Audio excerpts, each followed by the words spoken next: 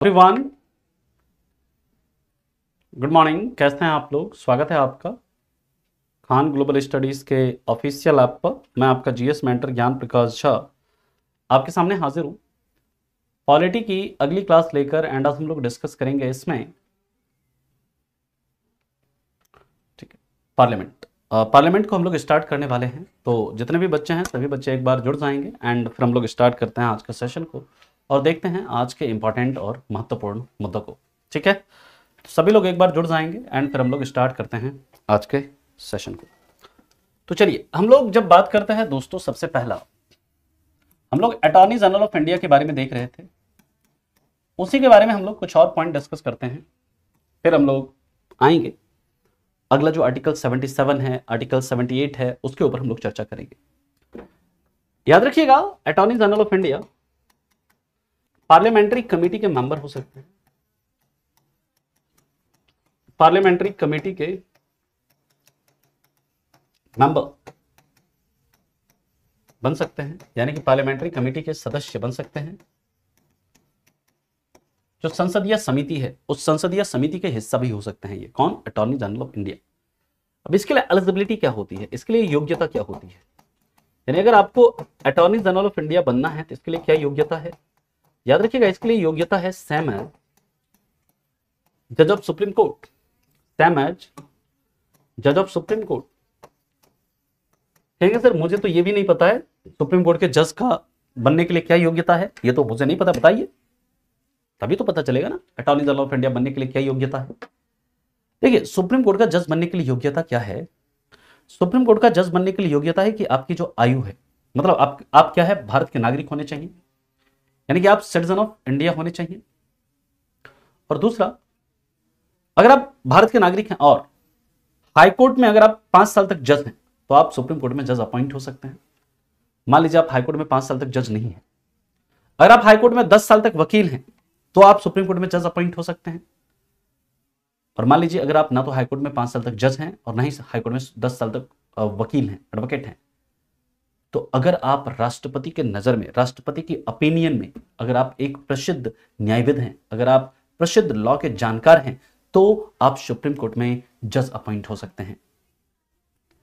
यह योग्यता attorney general of India यानी कि भारत के महान्यायवादी के केस में भी होती है।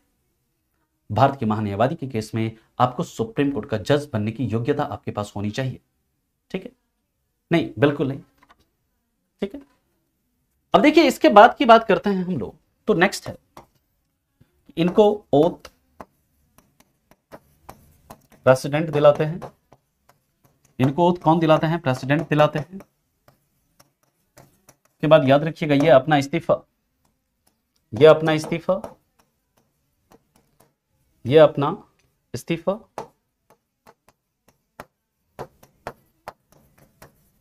राष्ट्रपति को देते हैं और इनकी सैलरी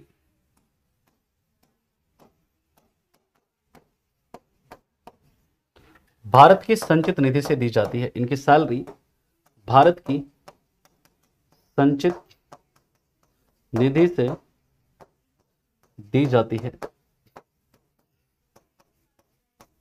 इनकी salary consolidated fund of India से दी जाती है ना।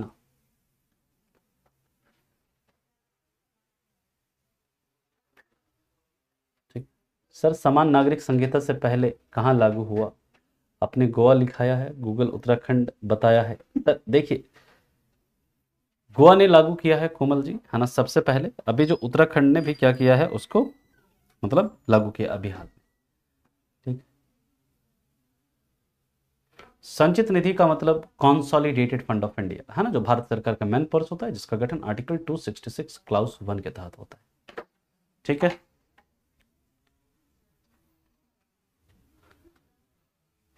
मतलब मैं समझ नहीं रहा हूं तुलिका, क्या कहना चाह रही हैं आप?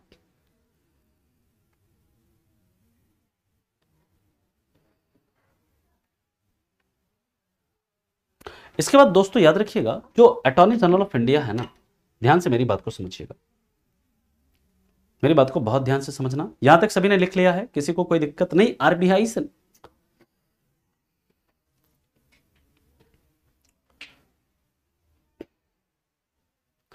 यहां तक किसी को कोई दिक्कत है, कोई परेशानी है तो बताओ।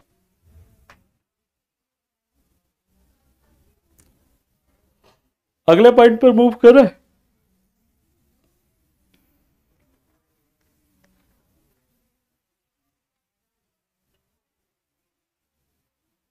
नेक्स्ट पॉइंट पर मूव करें। चलिए अब देखिए, अटॉर्नी जनरल ऑफ इंडिया जो होता है ना, इनका ये बहुत काम होता है। मान लीजिए भारत के मुख्य न्यायवादी हैं। भारत के मतलब क्या है, महान्यायवादी हैं। अब भारत सरकार के खिलाफ तो बहुत सारे केसेस है ना, कई सारे केसेस है भारत सरकार के खिलाफ। तो हर केसेस में ये अटॉर्नी जनरल ऑफ इंडिया तो अवेलेबल हो नहीं सकते। मान लीजिए कोई केस बॉम्बे हाई कोर्ट में है, कोई पटना हाई कोर्ट में है, कोई सुप्रीम कोर्ट में, कई सारे केसेस हैं। हर केसेस में तो ये नहीं जा सकते, है ना। हर केस में तो ये आपको नहीं जा सकते। तो इनको असिस्ट करने के लिए, इनको सहायता प्रदान करने के लिए कौन होते हैं? इनको असिस्ट करने के लिए याद रखिएगा, इन्हें असिस्ट करने के लिए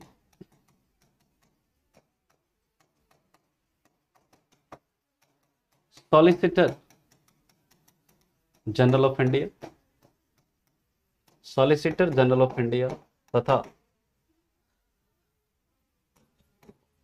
additional solicitor general of India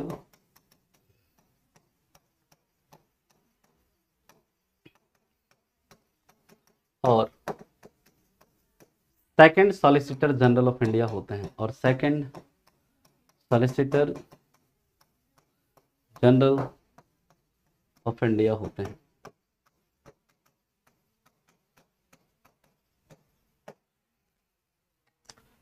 यानी कि ये जो सॉलिसिटर जनरल ऑफ इंडिया हैं, सेकंड सॉलिसिटर जनरल हैं, एडिशनल सॉलिसिटर जनरल हैं, ये सभी क्या करते हैं? ये सभी इनके असिस्टेंट हैं। ये कहेंगे हाँ सॉलिसिटर जनरल साहब, ये देखिए बॉम्बे हाईकोर्ट में ये केस है, भारत सरकार जाइए आप इसमें सुनवाई करिएगा। ठीक है मालिक, टिकटवा का पैसा थोड़ा देख लेते ना। ठीक है जाइए ना, टिकट का करवा देंगे।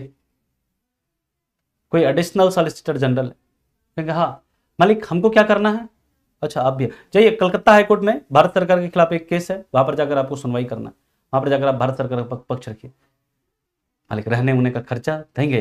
अरे जाओ भाई, सब मिलेगा, है ना। तो यानी कि ये क्या करते हैं, ये इनको यानी जो अटॉर्नी जनरल ऑफ इंडिया है उनको उनके कार्य में क्या करते हैं, सलाह एवं सहायता प्रदान करते हैं।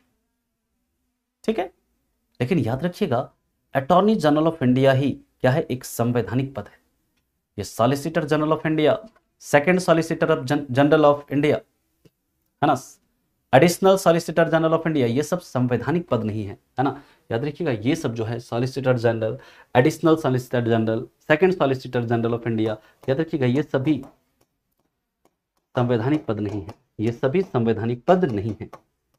ये संवैधानिक पद सिर्फ और सिर्फ कौन है, संवैधानिक पद सिर्फ और सिर्फ किसका है, अटॉर्नी जनरल ऑफ इंडिया का है। ठीक है,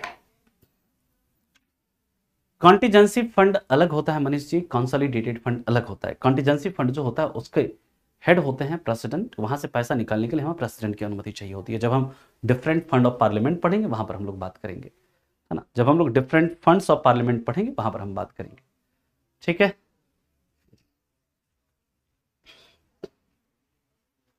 क्या एक बार कितनी बार होता है आशीष, कॉन्स्टिट्यूशन में एक ईयर में कितने बार होता है गुरुजी, क्या क्या कितनी बार होता है? चलिए यहां तक किसी को कोई दिक्कत है, कोई परेशानी है तो बताइए, फिर हम लोग चलते हैं आर्टिकल 77 की बात करते हैं। यहां तक किसी को कोई दिक्कत है तो बताओ।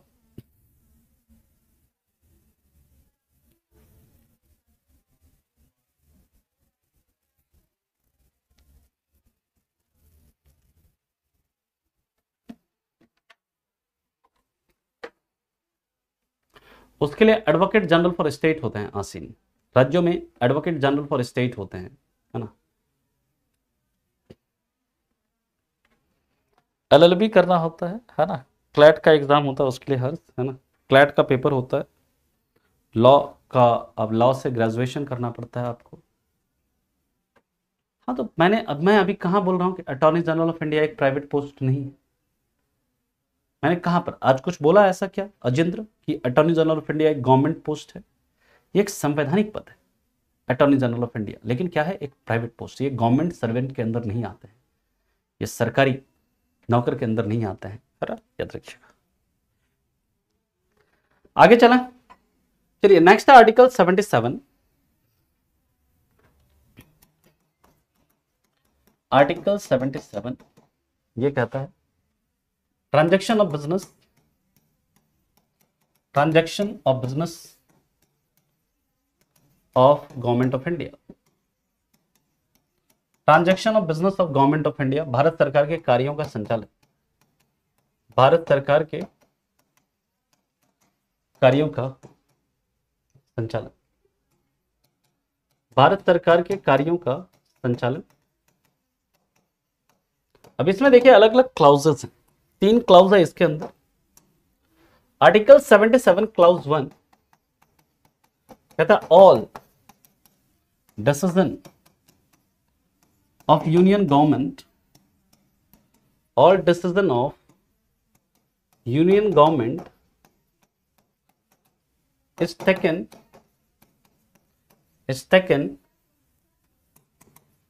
in name of president, is taken in name of president। Hindi में लिख लीजिएगा, भारत सरकार के सभी कार्यकारी निर्णय, भारत सरकार के सभी कार्यकारी निर्णय वो किसके नाम से लिए जाते हैं, है ना, ठीक है। भारत सरकार के सभी निर्णय वो किसके नाम से लिए जाते हैं, राष्ट्रपति के नाम से लिए जाते हैं, है ना।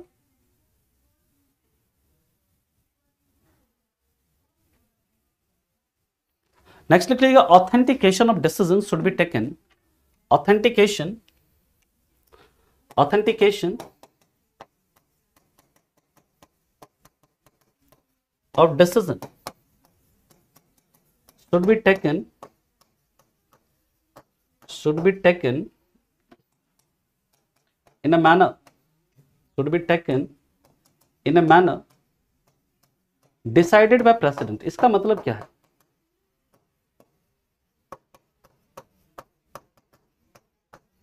याद रखिएगा,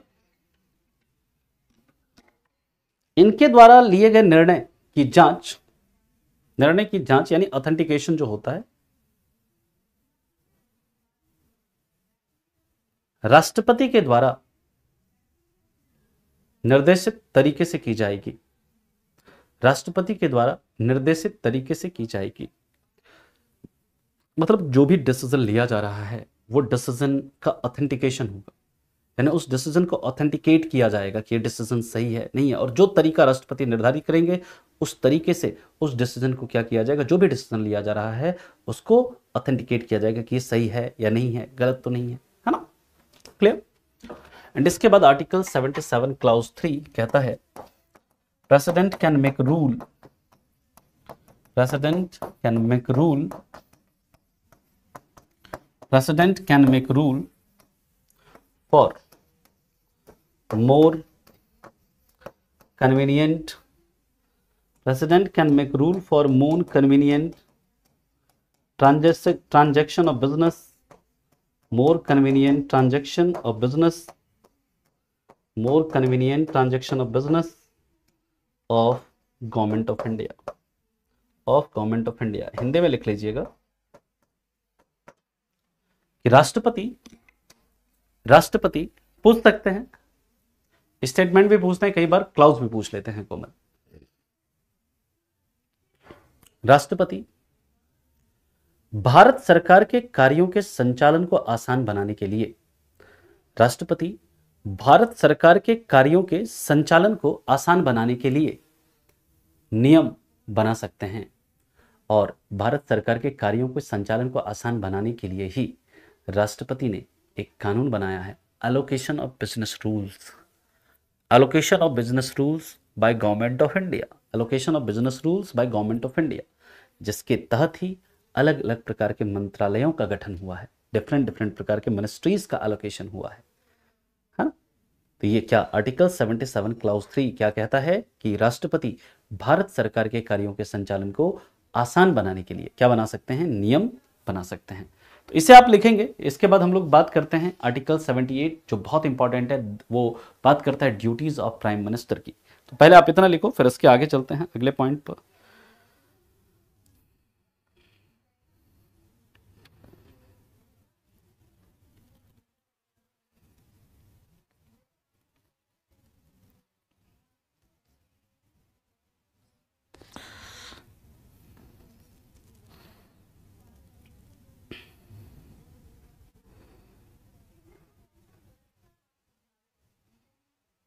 चलें आगे। यहां तक किसी को कोई दिक्कत, कोई परेशानी, कोई समस्या है तो बताओ। आगे चलें, सभी ने लिख लिया। चलिए next article 78 talks about duties of prime minister. Article 78 duties of prime minister, यानी राष्ट्र प्रधानमंत्री के कर्तव्य। और आपसे डायरेक्टली सवाल पूछा गया यहां से सीडीएस में भी और अगले एग्जाम में भी। आर्टिकल 78 में क्या है ना, आर्टिकल 78 में क्या है।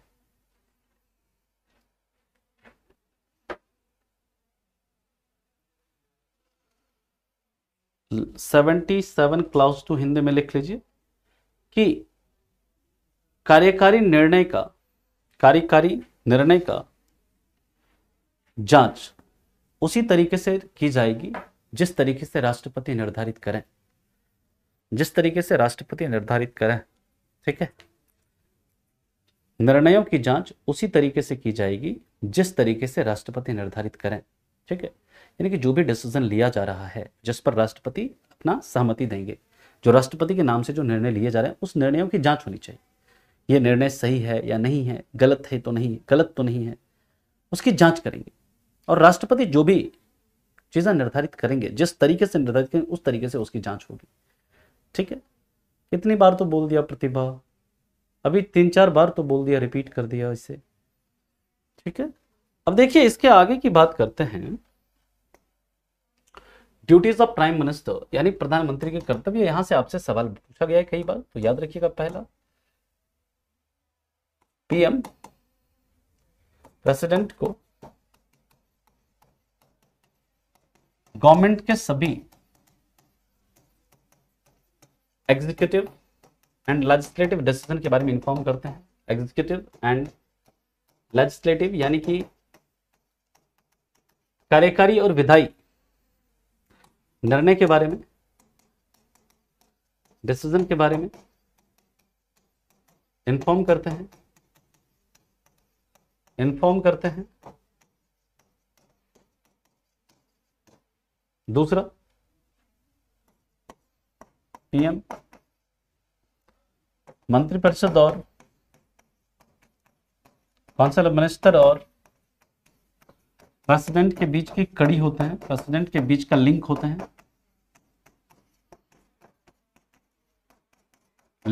हैं, तीसरा, he is chief adviser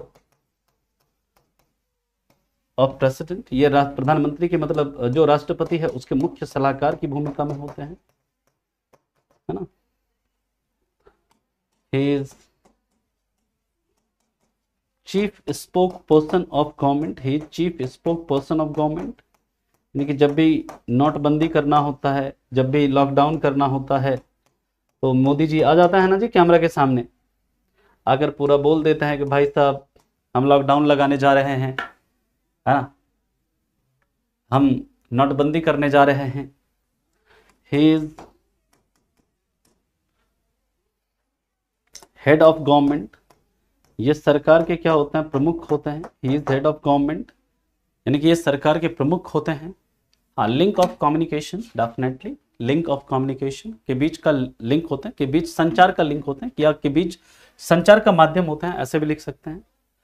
PM मंत्रिपरिषद और प्रेसिडेंट के बीच संचार का माध्यम होते हैं, ऐसे भी लिख सकते हैं। बीच संचार का यानी कम्युनिकेशन, संचार का यानी उनके बीच जो बातचीत है उसका लिंक होते हैं। ठीक है यार, तुम लोग अभी तक भी तुम लोगों का हिंदी और इंग्लिश का ये फोबिया गया हुआ नहीं है। एनडीए और सीडीएस का एग्जाम दे रहे हो, मैंने क्या भाई बहुत अंग्रेजी लिख दिया है, अगर इतना तुम लोगों को नहीं आ रहा है ना तो फिर तो बड़ा समस्या है भाई, है ना। इतनी भी अगर अंग्रेजी नहीं आ रही है तो फिर तो दिक्कत है। तुम लोगों का अभी तक ये हिंदी और इंग्लिश वाला फोबिया नहीं गया है। कोई नहीं, मैं लिख देता हूँ, हिंदी बोल देता हूँ, लिख लो। ही चीफ एडवाइजर ऑफ प्रेसिडेंट, ये राष्ट्रपति के मुख्य सलाहकार होते हैं, ठीक है ना। तीसरे चौथे का हिंदी लिख लीजिएगा, ये सरकार के मुख्य प्रवक्ता होते हैं, ये सरकार के मुख्य प्रवक्ता होते हैं। अगर आप ये चाहते हैं कि मैं हिंदी में लिखूं तो आप खुद भी लिख सकते हैं, है ना। मैं बोल रहा हूं, ये राष्ट्रपति के मुख्य सलाहकार होते हैं, ये सरकार के मुख्य प्रवक्ता होते हैं, और ये सरकार के प्रमुख होते हैं, सरकार के प्रमुख होते हैं, है ना। ये सरकार के प्रमुख होते हैं।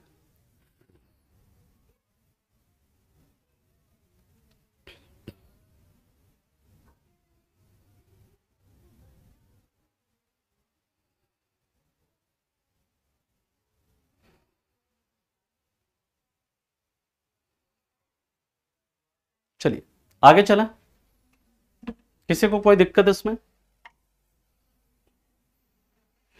किसी को कोई समस्या। अच्छा, तुम लोगों के पेपर में अंग्रेजी आती है कि नहीं आती है, एक चीज बताना।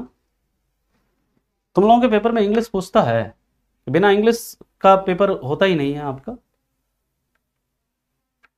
इंग्लिश नहीं होता आपके पेपर में। हेड ऑफ स्टेट प्रेसिडेंट होते हैं, यस।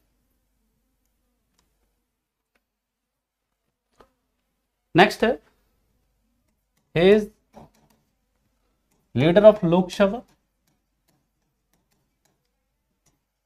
अगर ये लोकसभा के मेंबर होते हैं, क्योंकि ऐसा तो नहीं है ना प्राइम मिनिस्टर लोकसभा के मेंबर ही बन सकते हैं, राज्यसभा के मेंबर भी बन सकते हैं। अगर ये लोकसभा के मेंबर होते हैं,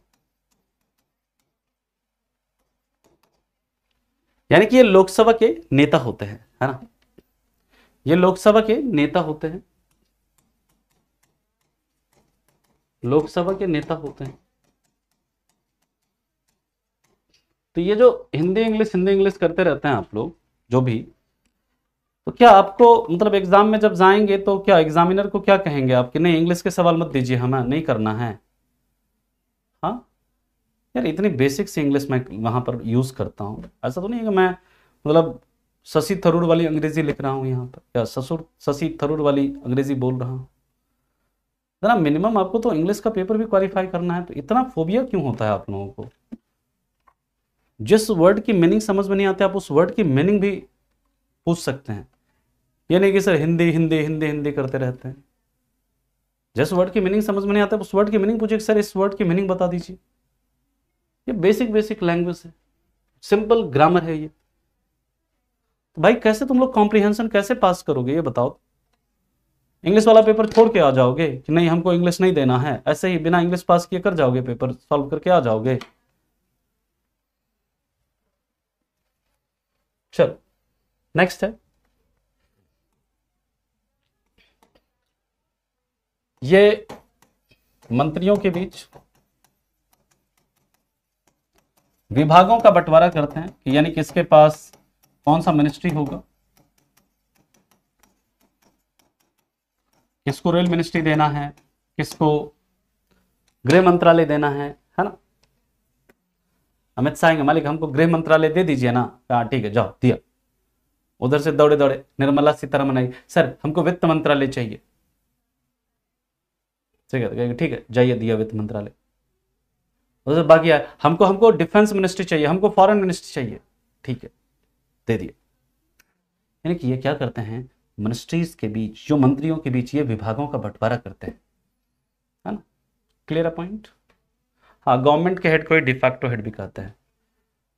याद रखिएगा, लोकसभा के लीडर ये जो भी प्राइम मिनिस्टर जिसको भी कहते हैं हाँ भाई आप लोकसभा के लीडर हैं तो वो होंगे, ठीक है। नॉर्मली जो सबसे सीनियर मोस्ट रूलिंग पार्टी के जो सबसे सीनियर मोस्ट मेंबर होते हैं उनको प्राइम मिनिस्टर अपॉइंट करते हैं, हाँ आप जो है लीडर होंगे किसके, लोकसभा के। चलिए अगला है कि ये नीति आयोग के चेयरमैन होते हैं।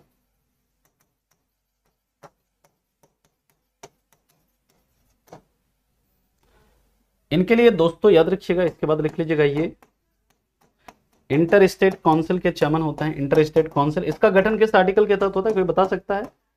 इंटर स्टेट काउंसिल के चेयरमैन होते हैं। इंटर स्टेट काउंसिल को हिंदी में हम लोग बोलते हैं अंतरराज्यीय परिषद। अंतरराज्यीय परिषद, और अंतरराज्यीय परिषद इसका गठन किस आर्टिकल के तहत होता है, कोई बता सकता है? अंतरराज्यीय परिषद, ठीक है। याद रखिएगा ये एटॉमिक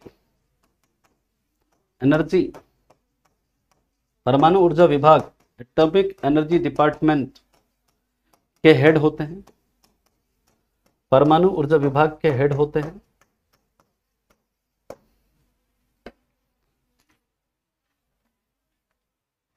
ठीक है। आर्टिकल 263, वेरी गुड विशाल, श्वेता, उमंग,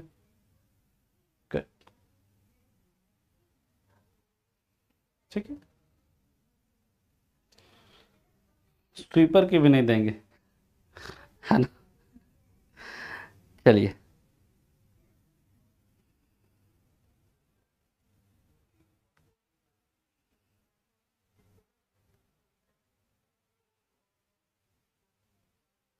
आगे चला, नेक्स्ट पॉइंट पर मूव करें। नीति आयोग क्या होता है? वाह सौरभ जी, आपने बहुत शानदार सवाल पूछा है। अगर आप यूपीएससी के लिए प्रिपेयर कर रहे हैं और नीति आयोग के बारे में पता नहीं है, दिक्कत। नीति का मतलब होता है national institution for transforming India. National institution for transforming India, ये इसका पूरा मतलब है। पहले पॉलिसी कमीशन हुआ करती थी, पहले योजना आयोग हुआ करती थी, जिसकी स्थापना 15 मार्च 1950 को हुई थी, है ना? लेकिन 1 जनवरी 2015 को उस पॉलिसी कमीशन के जगह पर इस नीति आयोग की स्थापना हुई, जिसका काम है देश में कैसे डेवलपमेंट हो उसको लेकर पॉलिसी बनाना, जो गवर्नमेंट है गवर्नमेंट के थिंक टैंक की भूमिका में काम करना, है ना? ये इसका मेन काम होता है। बाकी जब इस टॉपिक पे आएंगे तो वहां पर हम लोग डिस्कस करेंगे कि नीति आयोग का क्या एक्चुअल फंक्शन है। यहां तक लिख लिया सभी ने? आगे चला हम लोग नेक्स्ट पॉइंट पर मूव करें।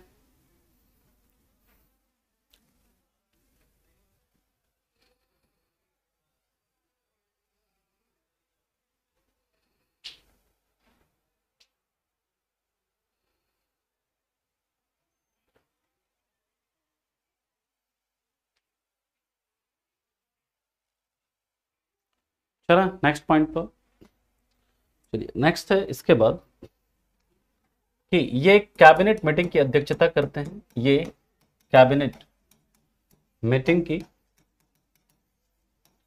अध्यक्षता करते हैं। तो कैबिनेट मीटिंग होता है ना, उसकी अध्यक्षता करते हैं ये। इसके बाद याद रखिएगा कि ये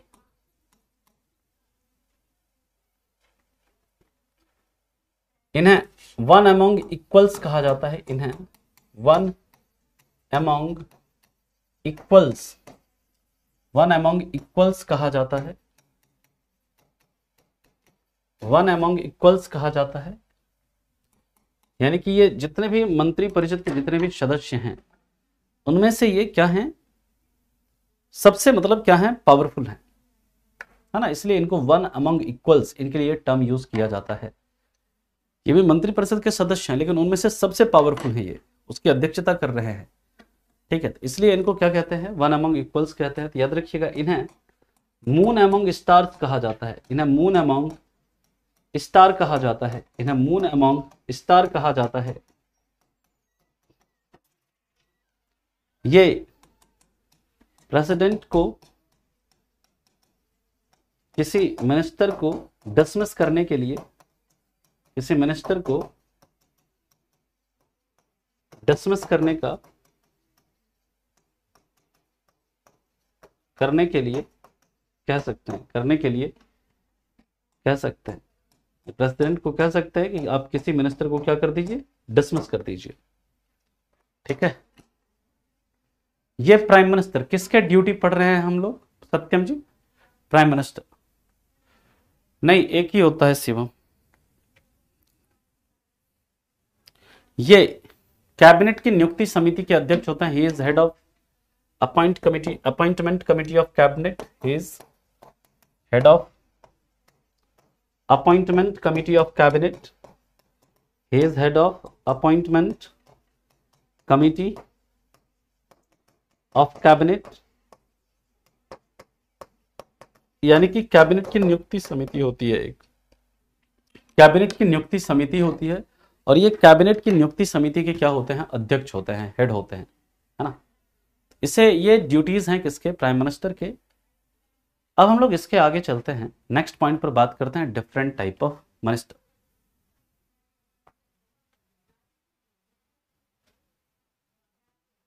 क्या तुम्हारा सवाल है सर ये अपने कार्यकाल के दौरान अपना पद ट्रांसफर कर सकते हैं क्या? नहीं, पद ट्रांसफर नहीं कर सकते, ये रिजाइन दे सकते हैं। रिजाइन करने के बाद इनके जगह पे बाकी के और भी जो है वो अपॉइंट हो सकते हैं। बाकी का मतलब ये जब रिजाइन करेंगे तो फिर दूसरा मंत्रिपरिषद का गठन होगा, है ना? ये अपना पद किसी को ट्रांसफर नहीं कर सकते।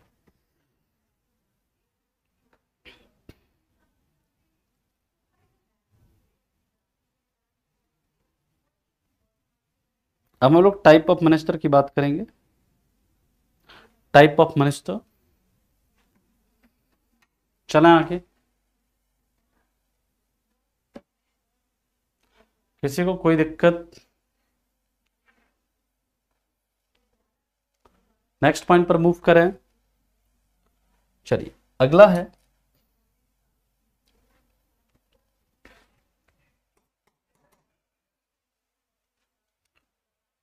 Type of minister. देखिए सबसे पहले टाइप ऑफ मिनिस्टर का जो जिक्र है ये हमारे संविधान में नहीं है कहीं पर। ये टाइप ऑफ मिनिस्टर जो बताया गया ये किस में है, तो याद रखिएगा एक रूल है allocation of business rule. Allocation of business rule, इस एलोकेशन ऑफ बिजनेस रूल के अंदर बताया गया है कि कितने प्रकार के मिनिस्टर होंगे। ठीक है, इसके बाद की बात करते हैं। याद रखिएगा अपॉइंटमेंट कमिटी जितने भी जैसे अपॉइंटमेंट होते हैं, सेंट्रल गवर्नमेंट के जितने भी बड़े बड़े अधिकारियों की नियुक्ति होती है ना, कुछ जैसे जैसे कई सारे पद होते हैं उसकी नियुक्ति, जैसे attorney general of India, CAG, है ना, इनकी जो नियुक्ति होती है वो एक कमेटी होती है, अपॉइंटमेंट कमेटी ऑफ कैबिनेट, है ना। वही क्या करते हैं, उस इन पदों की नियुक्ति करते हैं। तो उसके जो हेड होता है ना वो कौन होता है, वो प्राइम मिनिस्टर होता है, अपॉइंटमेंट कमेटी ऑफ कैबिनेट के हेड। ठीक है श्रेया जी। यहां पर पहला टाइप का जो मिनिस्टर होता है उसे हम लोग बोलते हैं कैबिनेट मिनिस्टर।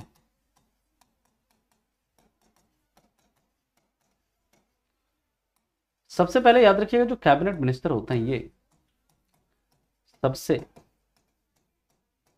बड़े मंत्री, सबसे मतलब पावरफुल मिनिस्टर होते हैं, ये सबसे पावरफुल मिनिस्टर होते हैं।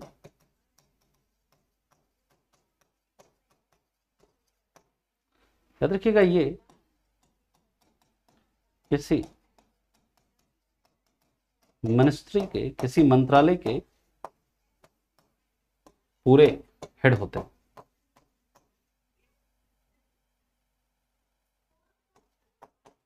पूरे हेड यानी कि पूरे मंत्रालय के ये क्या हैं, हेड हैं।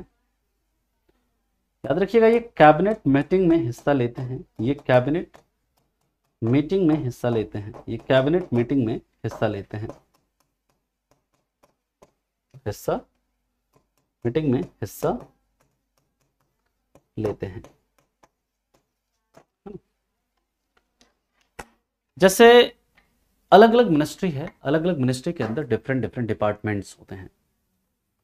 ठीक है, कई सारे डिपार्टमेंट, जैसे डिपार्टमेंट ऑफ जैसे होम अफेयर्स है ना, जैसे कि आपका गृह मंत्रालय है, उसके अंदर कई सारे डिपार्टमेंट्स होंगे, लाइक डिपार्टमेंट ऑफ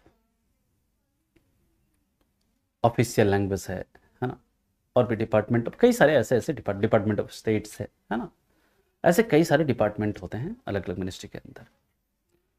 तो देखिए जैसे मान लेते हैं कोई मिनिस्ट्री है, कोई मंत्रालय है, मान लीजिए कोई मिनिस्ट्री, इसके अंदर मान लीजिए कई सारे डिपार्टमेंट हैं। पहला मतलब डिपार्टमेंट ए, बी, है ना, इसी तरह सी, ये अलग अलग डिपार्टमेंट है। डिपार्टमेंट डी, है ना, इसी तरह डिपार्टमेंट ई, इसी तरह डिपार्टमेंट एफ, अलग अलग है। मान लीजिए जैसे डिफेंस मिनिस्ट्री, उसमें भी 4 डिपार्टमेंट है। ठीक, यहां पर क्या होता है, ध्यान से मेरी बात को सुनिएगा कि ये जो कैबिनेट मिनिस्टर होते हैं, ये इन सभी डिपार्टमेंट्स के क्या होते हैं, इन सभी डिपार्टमेंट्स के क्या होते हैं, हेड होते हैं।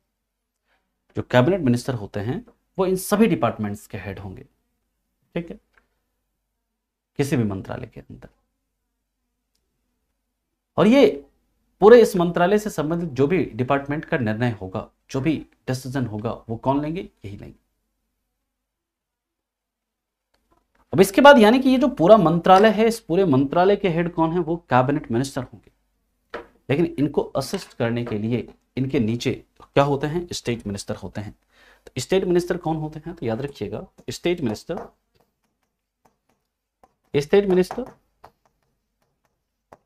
ये कैबिनेट मिनिस्टर को उनके कार्य में मदद करते हैं यानी कि एक तरह से उनके असिस्टेंट होते हैं। और याद रखिएगा जो कैबिनेट मिनिस्टर होते हैं ये किसी मंत्रालय में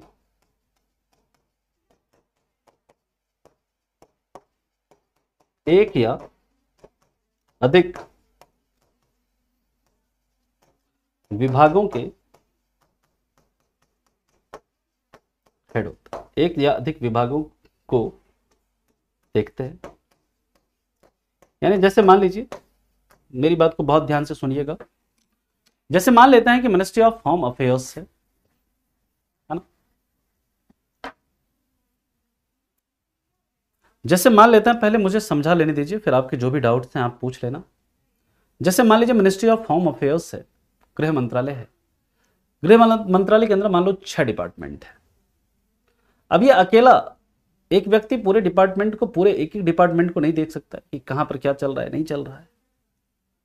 तो वो क्या करेंगे, इनको असिस्ट करने के लिए पूरे डिपार्टमेंट के हेड है, पूरा क्या क्या डिपार्टमेंट में पूरा रिपोर्ट ये देखेंगे। लेकिन इनके असिस्ट करने के लिए अब क्या होंगे, 2-3 स्टेट मिनिस्टर होंगे। Ministry of home state, ministry home state, 2-3 इनको असिस्ट करने के लिए होंगे। कहेंगे चलो उन 3 लोगों में कहेंगे 2 डिपार्टमेंट आप देखना, ये 2 डिपार्टमेंट आप देखना, ये 2 डिपार्टमेंट आप देखना। यानी उनके बीच में ये डिपार्टमेंट्स को बांट देंगे। कौन, कैबिनेट मिनिस्टर, वो कैबिनेट मिनिस्टर को असिस्ट करेंगे और कहेंगे बाकी अब भाई बताना, वो दोनों डिपार्टमेंट है, उस डिपार्टमेंट ए और डिपार्टमेंट बी तुम्हारे पास है ना, स्टेट मिनिस्टर पहला वाला, आ जाओ और बताओ वहां पर क्या चल रहा है उसमें। हमारे पास इतना टाइम नहीं कि मैं पूरा देखूं, तुम लोग ये पूरा रिपोर्ट बनाकर रखो और मैं देख लिया करूंगा, क्योंकि हमारे पास बहुत काम, मैं कैबिनेट मिनिस्टर हूं। स्टेट मिनिस्टर कहेगा जी मालिक आते हैं, डिपार्टमेंट ए और बी जिसके पास है वो आएगा, मालिक देखिए इस डिपार्टमेंट में ये चल रहा है, ये चल रहा है, ये चल रहा है, बताइए क्या करना है। ठीक है, हम कैबिनेट मीटिंग में जाएंगे तो देखेंगे क्या बात करना है, क्या डिसीजन लेना, छोड़ो तुम्हारा हो गया। हाँ दूसरा वाला जी आ जाओ, सीडी तुम्हारे पास है, हाँ बताओ तुम्हारे डिपार्टमेंट में क्या, मालिक ये चल रहा है, यहाँ पर ये दिक्कत है, ये दिक्कत है, ये सोचा था, ये हुआ था, चल ठीक है ना, चलो मैं कैबिनेट मीटिंग में जाऊंगा, मैं देखूंगा क्या करना है नहीं करना है। फिर तीसरे वाले को बोला जिसके पास ई एफ है, ऐसा नहीं है कि 3 ही होता है, ये हो सकता है कि 2 ही हो, है ना, हो सकता है 1 ही हो। ठीक, यानी कि जो स्टेट मिनिस्टर होता है वो क्या होता है, कैबिनेट मिनिस्टर का असिस्टेंट होता है। ये क्या डिपार्टमेंट से रिलेटेड कोई निर्णय ले सकता है, नहीं ले सकता। याद रखिएगा ये डिपार्टमेंट से, ये मिनिस्ट्री के डिपार्टमेंट से रिलेटेड कोई निर्णय ले सकता है, नहीं ले सकता। अभी मैं आगे लिख दूंगा, ये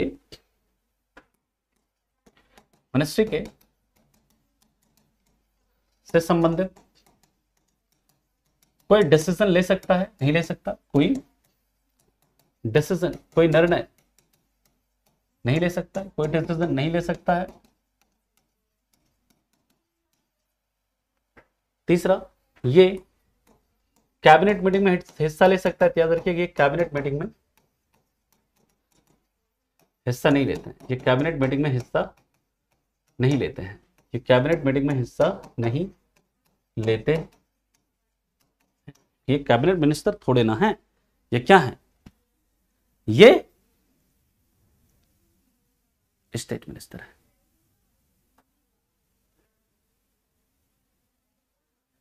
ठीक है, स्पेलिंग देख लीजिएगा पूजा जी, है ना, हो सकता है ना, आप करेक्ट कर लीजिएगा। ठीक है, मे बी उसे आप ठीक कर लीजिएगा। ओके, मुद्दा समझ में आ गया था आपको जो मैंने बताया अटॉर्नी जनरल ऑफ इंडिया के बारे में, हाँ या नहीं? नेक्स्ट होता है तीसरे टाइप का जो मिनिस्टर होता है, उसको हम लोग बोलते हैं state minister independent charge. State minister independent charge, independent charge यानी राज्य मंत्री स्वतंत्र प्रभार। याद रखिएगा, ये किसी मिनिस्ट्री के, किसी मंत्रालय के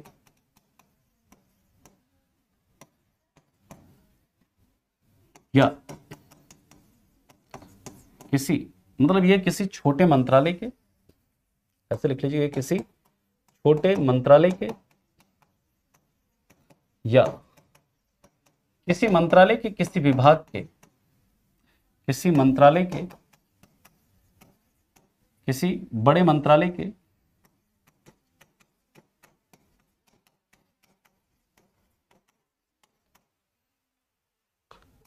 किसी विभाग के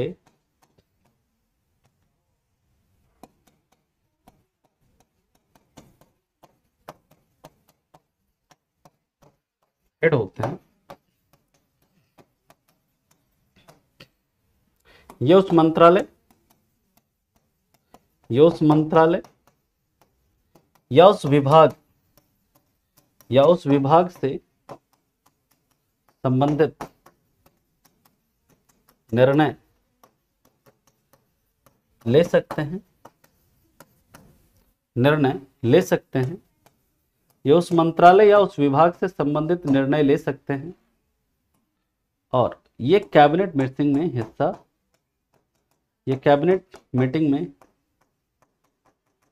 हिस्सा तभी लेते हैं जब इन्हें बुलाया जाता है। ये हिस्सा तभी लेते हैं जब इन्हें बुलाया जाए।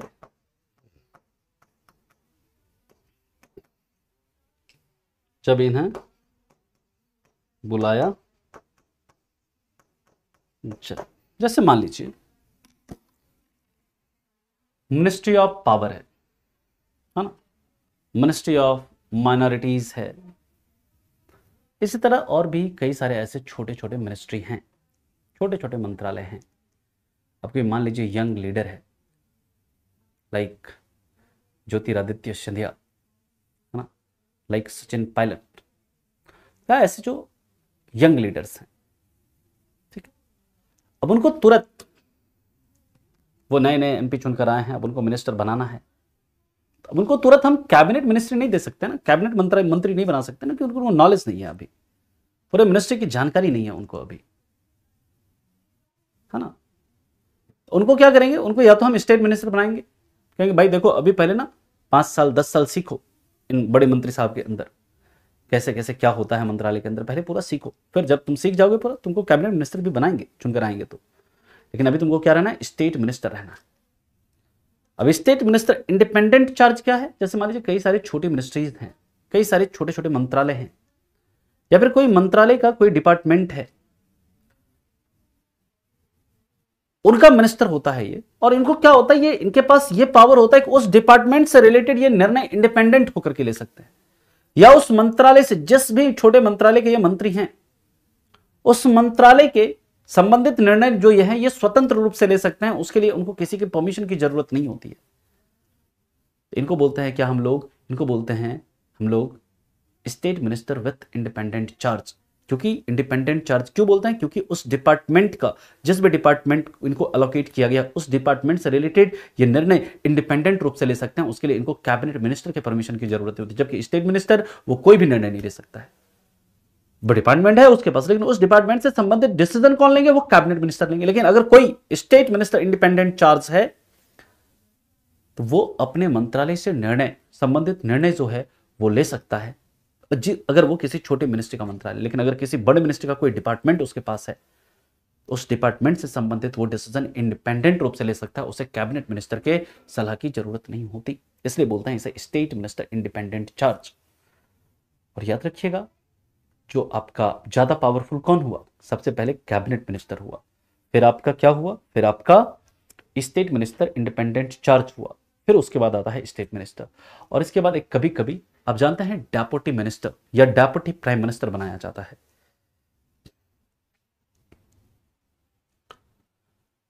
विशाल क्या पूछ रहे? इंडिपेंडेंट मिनिस्टर वाले ने जो डिसीजन को कैबिनेट मिनिस्टर कैंसिल कर, मतलब मैं समझ नहीं रहा हूं क्या पूछ रहे हो। तो शिवम जी, मैंने कब बताया कि मंत्री बनने के लिए एमपी का होना जरूरी है?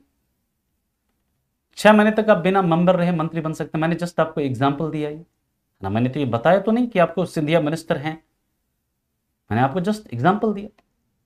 आप इतना वो क्यों हो जाते हैं?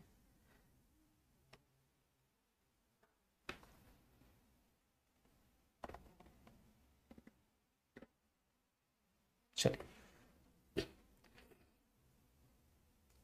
याद रखिएगा आर्टिकल अभी श्वेता जी हमने बताया था आपको, आपने अगर ध्यान से देखा होगा लेक्चर को, है ना, ध्यान से देखिए। यहां पर क्या मैंने बताया था? Type of minister. मैंने आपको बताया था कि इसका जिक्र हमारे संविधान में कहीं पर नहीं है ना। इसका जिक्र कहां पर है? एलोकेशन ऑफ बिजनेस रूल्स में है। आर्टिकल कहां से आया, है ना, सवाल ही नहीं उठता। हमारे संविधान में ऐसा कोई टाइप ऑफ मिनिस्टर नहीं बताया गया है। ठीक है, चलिए अब देखिए, कई बार क्या होता है, डेप्यूटी मिनिस्टर्स बनाए जाते हैं। डेप्यूटी मिनिस्टर्स जो होते हैं, ये क्या होता है, ये डेप्यूटी मिनिस्टर्स जो होते हैं, डेप्यूटी मिनिस्टर्स क्या होते हैं, ये जब अलायंस की गवर्नमेंट बनती है, मतलब सबसे मतलब थर्ड क्लास के मिनिस्टर होते हैं एक तरह से, ये समझिए। थर्ड क्लास के मिनिस्टर की मतलब उसके पास कोई पावर नहीं होता, है ना। अगर देखिए वो उस पर्टिकुलर मिनिस्ट्री के अगर कैबिनेट मिनिस्टर, वो स्टेट मिनिस्टर है, तो मे भी कर सकते हैं, लेकिन नॉर्मली करते नहीं है, क्योंकि जब भी कोई डिसीजन लिया जाता है तो वो कम्यूटेबली लिया जाता है ना। और नॉर्मली अगर कैबिनेट मिनिस्टर ने कह दिया कि नहीं नहीं हो सकता, है ना, तो वो कैंसिल कर सकते हैं, क्योंकि वो मैन हेड है उसके। लेकिन अगर कोई स्टेट मिनिस्टर इंडिपेंडेंट चार्ज है, वो अपने किसी छोटे मिनिस्ट्री का इंडिपेंडेंट चार्ज है, वहां पर कोई कैबिनेट मिनिस्टर है ही नहीं, सारा कुछ उसी के हाथ में है, तो उसमें तो वही सब कुछ सर्वे सर्वा है उसमें। ठीक, याद रखिएगा, क्योंकि सिंपल सी बात है शिवम जी, कि चीफ जो अगर मतलब जो यूनियन मिनिस्टर है, उसके पास पूरा देश का वो मंत्री है। एक चीफ मिनिस्टर क्या है, वो सिंपल किसी एक स्टेट का है सिर्फ। इतना अकल आप खुद लगाइए। हम लोग जब बात करते हैं दोस्तों, इसके बाद क्या बोल रहे थे, हाँ, डेप्यूटी मिनिस्टर। जब भी अलायंस की सरकार बनती है, जब कई सारी पार्टियां मिलकर के क्या बनाती है, अलायंस वाली सरकार, गठबंधन की सरकार बनाती है, कॉलिशन गवर्नमेंट बनाती है, वहां पर अलग अलग पार्टियों को खुश रखने के लिए, हाँ ठीक है भैया, हम आपको ना डेप्यूटी मिनिस्टर दे देंगे, उप मंत्री बना देंगे। ऐसा हमारे संविधान में कहीं पर कोई जिक्र नहीं है, किसी भी प्रकार के मिनिस्टर का जिक्र नहीं है। तो उस समय डेप्यूटी मिनिस्टर के पद का गठन हो सकता है। ठीक है, इसी तरह दोस्तों याद रखिएगा, कई बार क्या होता है, डेप्यूटी प्राइम मिनिस्टर के पद का गठन होता है। हमारे संविधान में ऐसा कोई पद नहीं जिक्र है कि डेप्यूटी प्राइम मिनिस्टर का कोई पद होगा। कई बार होता है कि जब गवर्नमेंट बनती है तो कहते हैं हाँ, जो मिनिस्टर जनरली जो होम मिनिस्टर जो होते हैं, जो गृह मंत्री होते हैं, उनको कहा जाता है भाई साहब आपके पास क्या होगा, आप डेप्यूटी प्राइम मिनिस्टर हैं, है ना, आप क्या हैं, आप डेप्यूटी प्राइम मिनिस्टर हैं। उप प्रधानमंत्री जैसे लाल कृष्ण आडवाणी, जब अटल बिहारी वाजपेयी प्रधानमंत्री बनते हैं तो लाल कृष्ण आडवाणी होम मिनिस्टर होता है, उनको कहा जाता है उप प्रधानमंत्री। ऐसा हमारे संविधान में कोई जिक्र नहीं। जब पहली बार सरकार बनती है तो उस समय उप प्रधानमंत्री कौन होते हैं, सरदार पटेल होते हैं। तो ये गवर्नमेंट के ऊपर डिपेंड करता है ना, इस चीज को आप याद रखेंगे। अब एक होता है, याद रखिएगा, किचन कैबिनेट, और एक होता है shadow cabinet. Kitchen cabinet, shadow cabinet, इसमें क्या डिफरेंस है हम लोग देखते हैं, फिर आज की क्लास को कंक्लूड करेंगे। और आप लोग एक चीज याद रखिएगा,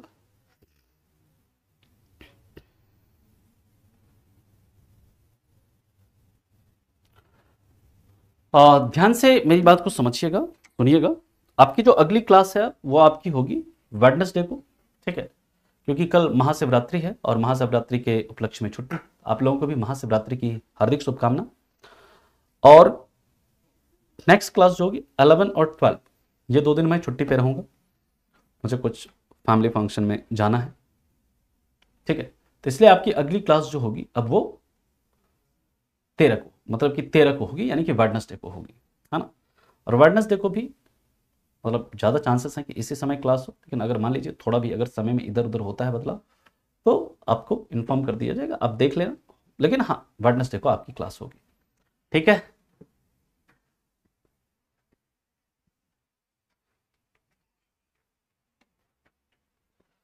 sir Sitharaman cabinet minister, sir इस सीतारमन, निर्मला सीतारमन, यस डेफिनेटली विनय। चलिए अब देखिए, एक होता है किचन कैबिनेट और एक होता है शैडो कैबिनेट, ये बस समझिएगा। किचन कैबिनेट क्या होता है? किचन कैबिनेट ऐसा कोई जिक्र नहीं है ना तो हमारे संविधान में और ना ही कहीं पर इसका हमारे कहीं एलोकेशन ऑफ बिजनेस रूल्स में, इसमें भी ऐसा नहीं कि किचन कैबिनेट होगा, इस किचन कैबिनेट के अंदर ये बॉडी, ये मिनिस्टर हैं, ऐसा कुछ नहीं होता। ये एक नॉर्मली एक इनफॉर्मल बॉडी, इनफॉर्मल बॉडी, ये एक मतलब ऐसा कोई वो नहीं है, इस तरह का कोई वो होता है निकाय, इस तरह का कोई किचन कैबिनेट का जिक्र है किस हमारे मतलब किसी एलोकेशन ऑफ बिजनेस रूल्स में नहीं। एक बस एक नाम मात्र के लिए कहा जाता है कि एक किचन कैबिनेट है। किचन कैबिनेट का मतलब क्या होता है, इस वर्ड का एक्चुअल मीनिंग क्या होता है, याद रखिएगा। प्राइम मिनिस्टर के सबसे क्लोज मिनिस्टर, सबसे क्लोज पर्सन। जैसे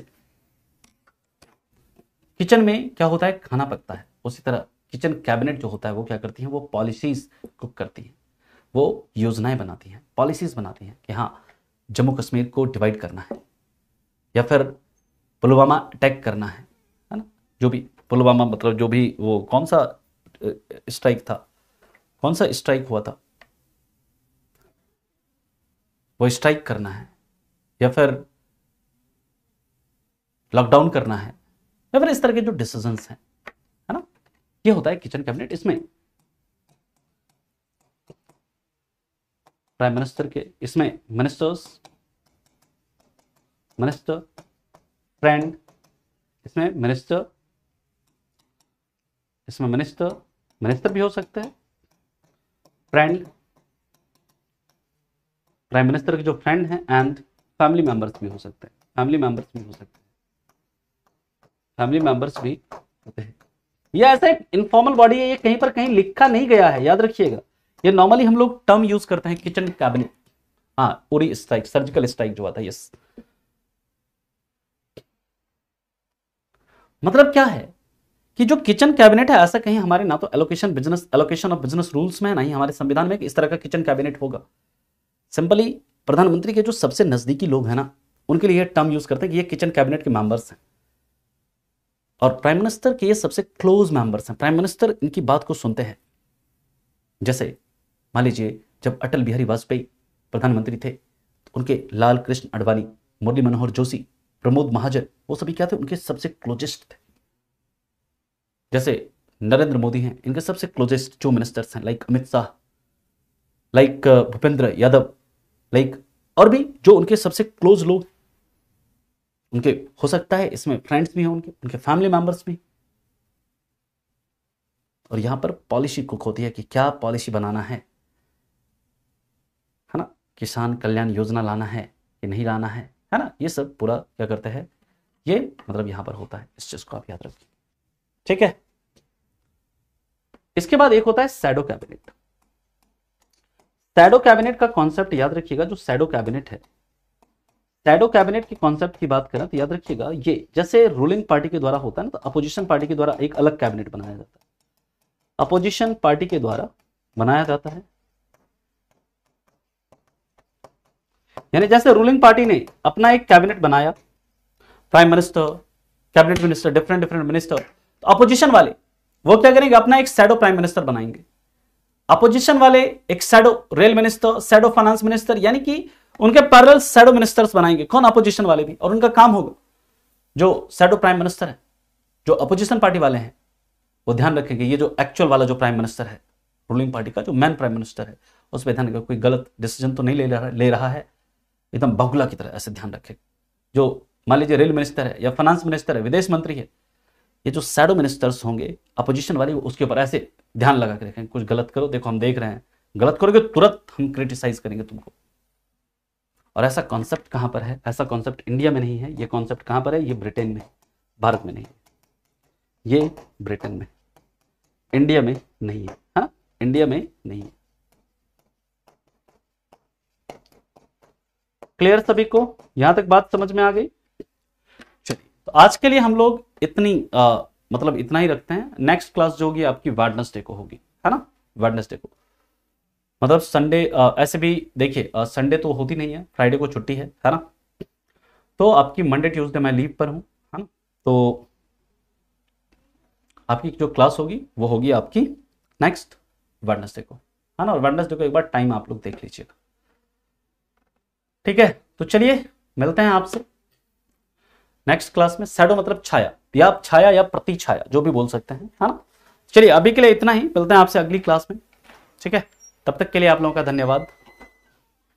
हाँ, अच्छा है, होना चाहिए ये, ताकि गवर्नमेंट ज्यादा क्या होगी, रेस्पॉन्सिबल होगी, अगर ये शैडो मिनिस्टर का कॉन्सेप्ट अगर रहे तो, ठीक है ना। तो चलिए मिलते हैं फिर आपसे अगली क्लास में वेडनेसडे को, है ना। तब तक के लिए आप लोगों का धन्यवाद। Thank you so much, bye, take care and have a good day.